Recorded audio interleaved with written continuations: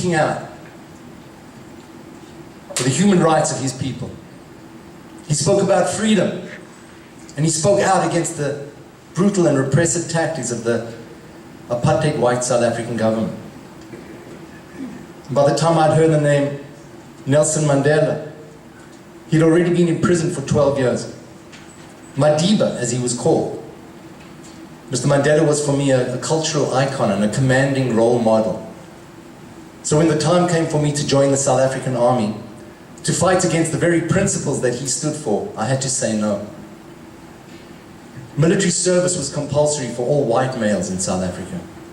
You had to serve at least 2 years in the army, which was fighting wars in Angola, Mozambique, Zimbabwe, formerly known as Rhodesia, and internally against the freedom fighters of the African National Congress, the party of Nelson Mandela. I could not be a part of this army, which meant that under South African law I had to leave South Africa. And I did so, and I moved to Israel.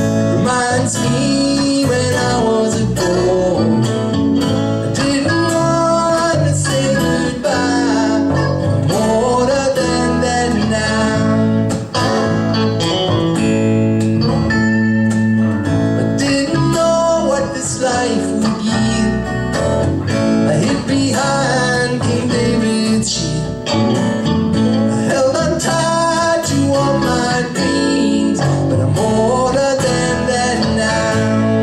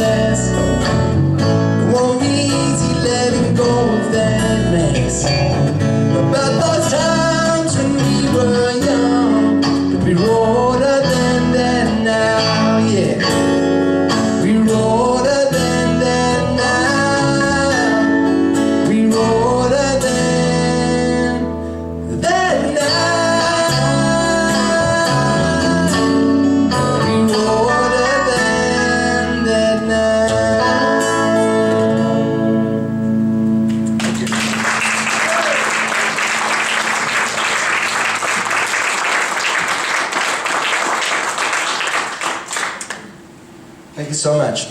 That's better.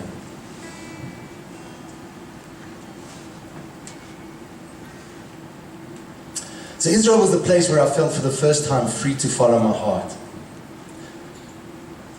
Free from the constraints of a brutal and repressed society. I moved on to a kibbutz, an agricultural collective just outside Tel Aviv, where I studied Hebrew for 6 months. But I was still hungry to continue with my music studies, so I decided to pursue a degree. There was only one problem. I had really bad grades in high school. I'm talking about really, really bad grades. But my desire to continue with my music education far outweighed any institution's desire to prevent me from doing so. One afternoon, I went into my room and I took out my high school transcript, and with a very steady hand and some very sharp pencils, I adjusted my E's and F's to B's. And I was accepted to the Reuben Academy of Music in Jerusalem shortly thereafter. In Jerusalem, I met Michelle, my future wife, a beautiful curly-haired woman from far Rockaway, Queens. We met at a student party one cold and blustery evening. She was wearing these long, colorful leggings, and it must have been those leggings because we moved in together shortly thereafter and we were married shortly thereafter. Jerusalem was a magical city, and for Michelle and I,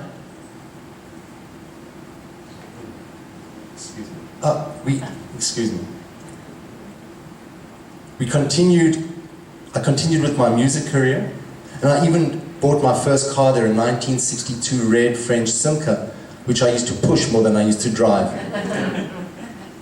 Jerusalem was a magical city, and for Michelle and I, the old city of Jerusalem was a favorite weekend destination. And Abu Shukri inside the old city was the place to get the best hummus, falafel, and tahina. Me, a South African, Michelle, an American, and lines of Palestinians and Israelis waiting for the chance to taste the best baba ganoush in the Middle East. But Friday nights were special for me. I had a regular gig at the Dallas restaurant, a Palestinian steakhouse in Arab East Jerusalem.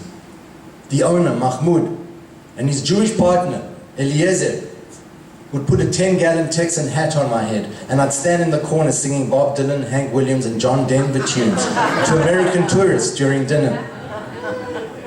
At the end of the evening, I'd take the shekels and put them in my pocket, and I would think nothing of walking the streets of Arab East Jerusalem with my 6 strings strung across my back to a Palestinian taxi where 6 Palestinians waited to take me, a Jew, to my Jewish neighborhood on the other side of the city. I truly believed that here was a place, unlike South Africa, where people could live side by side, in peace, harmony, and respect.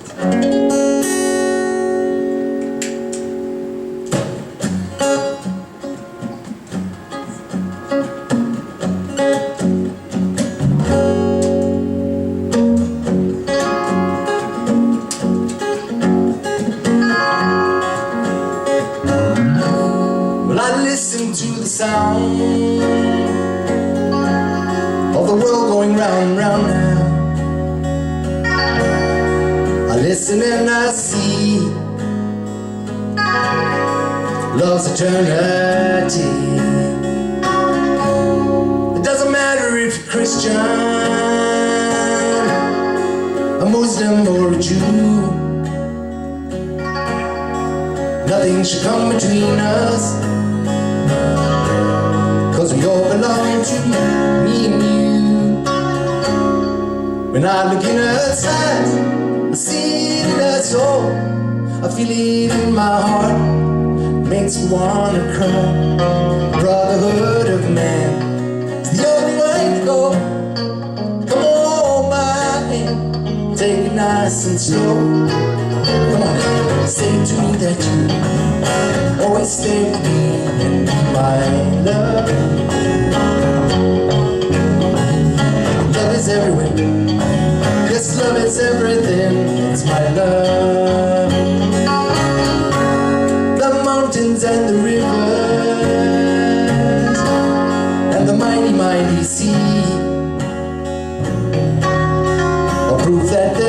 power,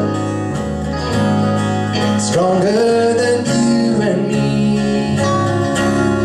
So let's take what we have now and put it all together, yeah. Sharing the abundance of what this world provides. When I look in her eyes, see her soul, feeling in my heart, it makes me wanna cry. Brotherhood of man is the only way to go. So come on, my hand, take it nice and slow. Come on, say to me that you always stay with me and be my love. Love is everywhere. Yes, love is everything. It's my love.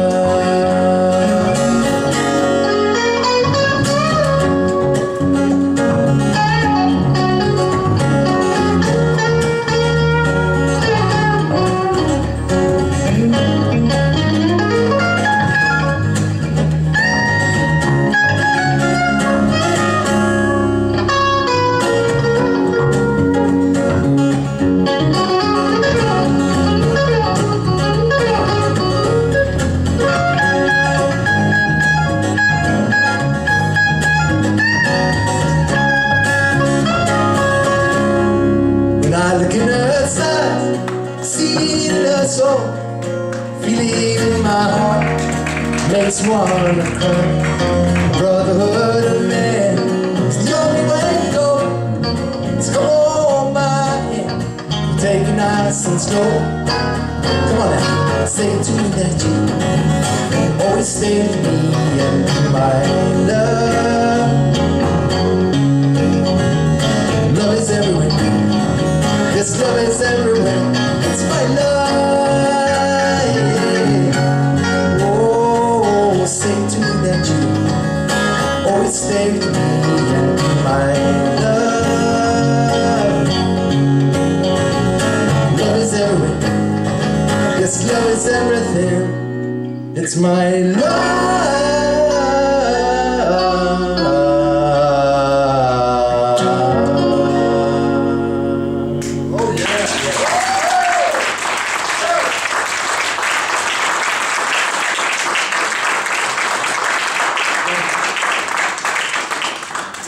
Israel was the place where I felt I belonged. And so when the time came for me to join the Israeli army, I was proud to do so. But the army was much tougher than I was, and I found it to be grueling.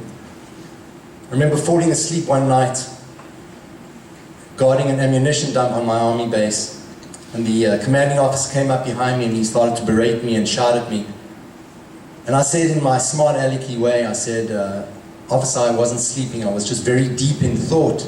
He didn't think it was funny, and he made sure that my eyes were wide awake doing double guard duty for the next 2 weeks.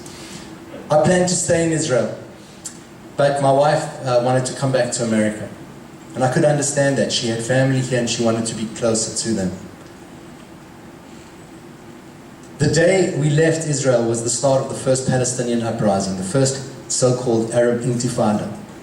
And Jews and Arabs, Jews and Muslims died in this conflict. And my platoon was one of the first to go into the Palestinian towns and cities to quell the violence and to restore the calm. I often think how my life would have changed had I stayed in Israel, or even if I would have survived. But my young family and I arrived at Kennedy Airport on January the 18th, 1988. The coldest winter, supposedly in 50 years. 8-foot snowdrifts, icy winds. I'd never seen anything like this in all my life. My father, the South African clothing manufacturer, he sent me a coat of African cloth. It was no match for a brutal New York winter, as we know.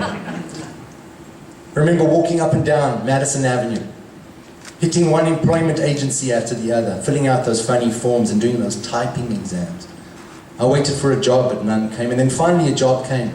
I became an administrative assistant at a music production company. I thought that my life was set. It was a brutal baptism by fire. I was fired within 1 month. Michelle had a cousin who was an attorney at a law firm on Wall Street, and he found me a job as a proofreader. And I worked my way up, and I became a corporate legal assistant. And I remained in that position for 23 years. Michelle, in the meantime, had gone back to school, and she became a school teacher, and she got a job at PS43 in Far Rockaway. In the meantime, we had 2 more sons, Joshua and Jacob.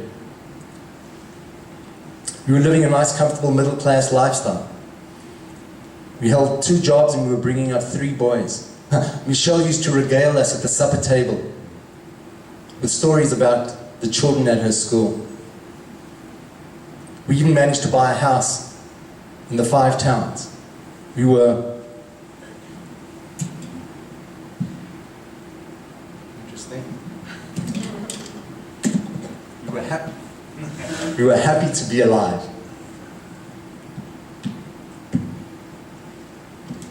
Hold on a second.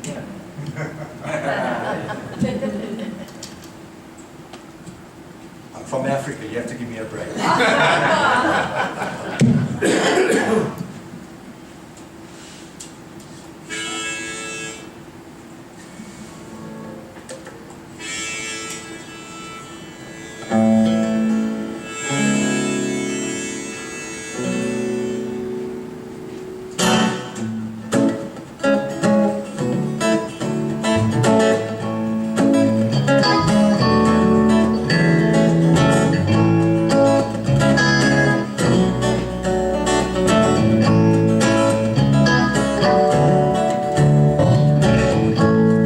This morning, happy to be alive,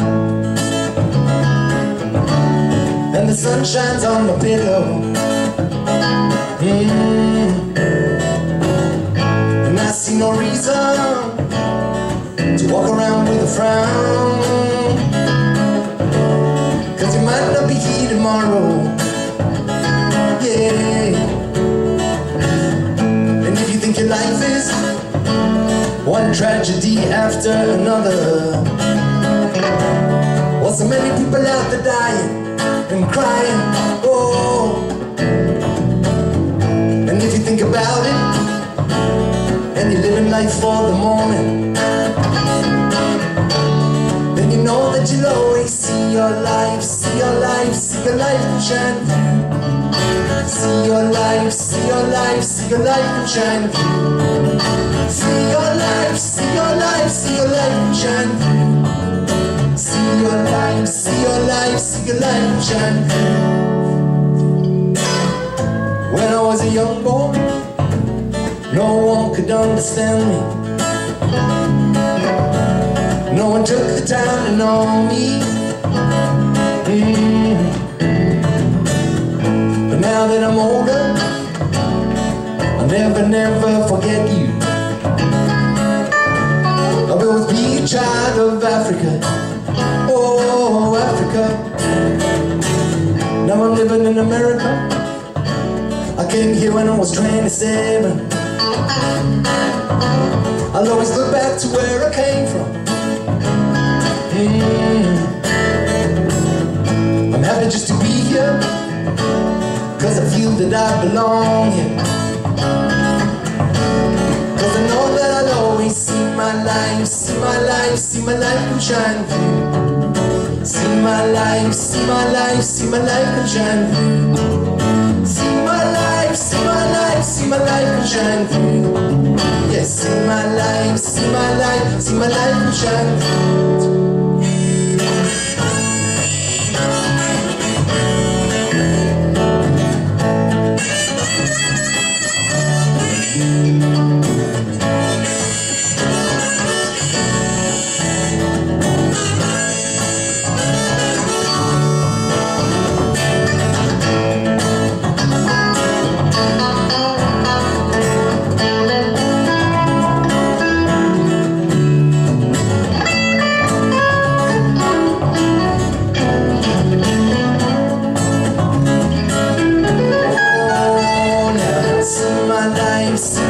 See my life shine through. See my life, see my life, my life will shine through. See my life, see my life, see my life will shine through.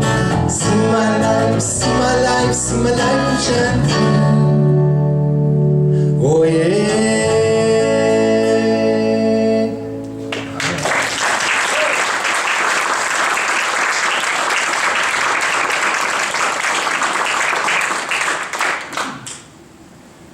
Music had always been a passion of mine, but life dictated that I follow a more corporate and regimented route.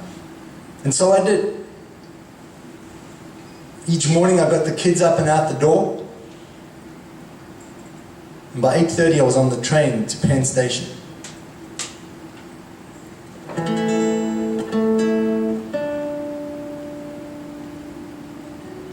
Five days a week. Sometimes weekends too.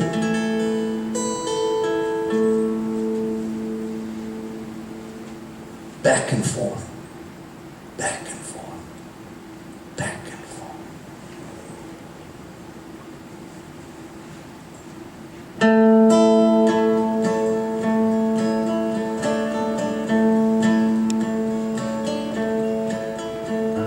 I got on the train this morning on the 8:31 to Penn,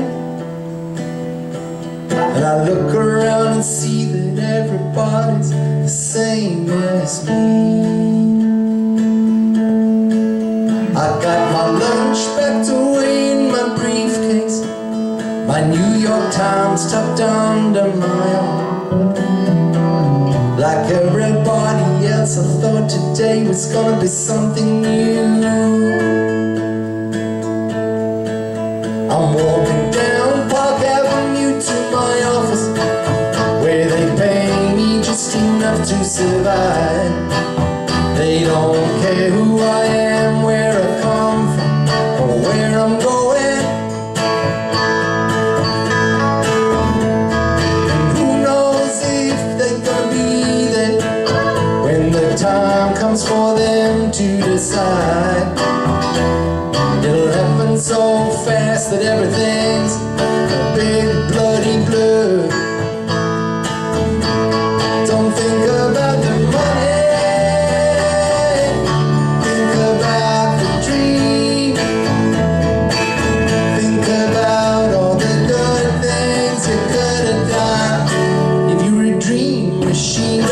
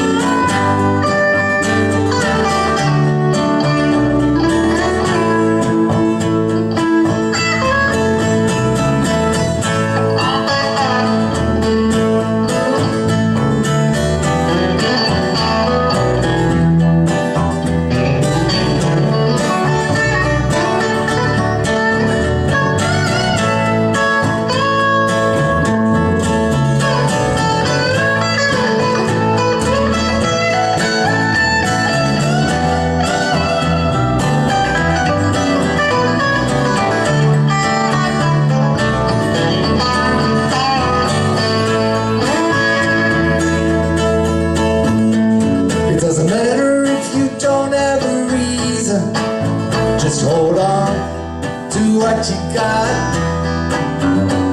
Don't let them steal your dream, 'cause if they do, you know it's all in vain. Don't think about the money, think about the dream. Think about all the good things you could have done if you were a dream machine.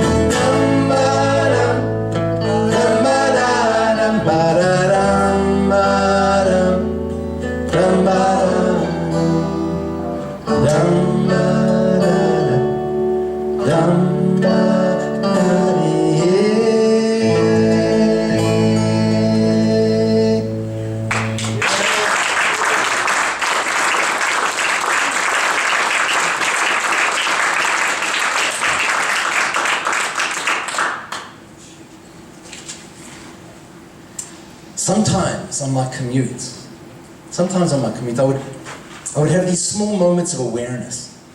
Like for instance, I'd be reading in my New York Times about the Los Angeles riots, and then I'd look up and I'd see that all the people around me were white, just like me. And then I'd get to work and I'd hear my co-workers talking about Rodney King, Crown Heights, OJ. But all these co-workers were white, just like me. I was still in that same place where racism was systemic and part of the daily fabric of my life. I questioned it, but it was just a passing thought in my day-to-day life. Look, I was paying my mortgage, looking after my family, bringing up my kids. And then in 2009, at the age of 47, my wife Michelle passed away from breast cancer. We had been married for a quarter century.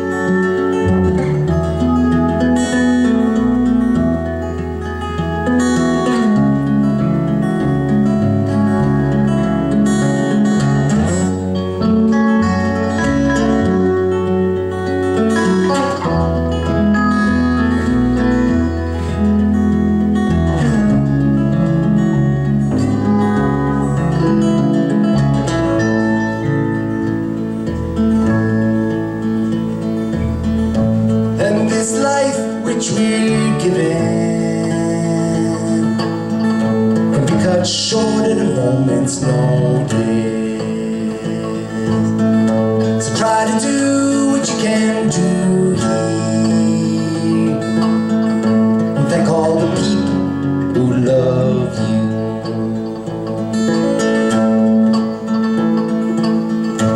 Every day we count our blessings, and every year we seek salvation.